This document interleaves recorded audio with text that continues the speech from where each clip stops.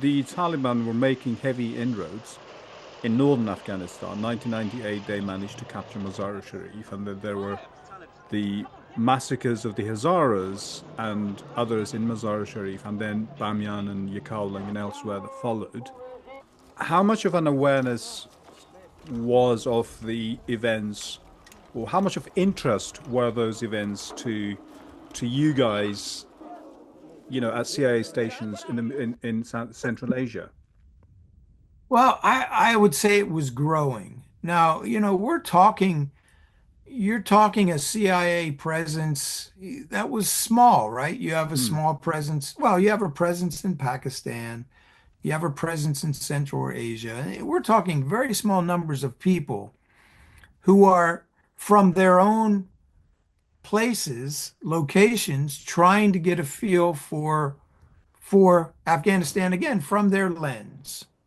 If you're in Pakistan, you're probably dealing more with Pashtuns, right? Yeah. And understanding the Taliban from the Pashtun side of things. And if you're in Central Asia, in Uzbekistan or Tajikistan or Turkmenistan or wherever, you're understanding it via the sources, the contacts you have who are there, who are probably not Pashtun.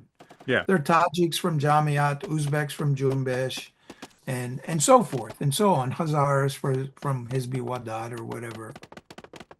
And so all that information is sort of sent back to headquarters, and you have the analysts and other people there who come up with a picture of Afghanistan at the time from a vantage point from counterterrorism, from a vantage point of just, what's going on politically, who's who, and the warlords. So to answer your question, certainly the agency was aware, as was the world, human rights organizations and so forth, about what was taking place inside Afghanistan in terms of the Taliban excesses and so forth.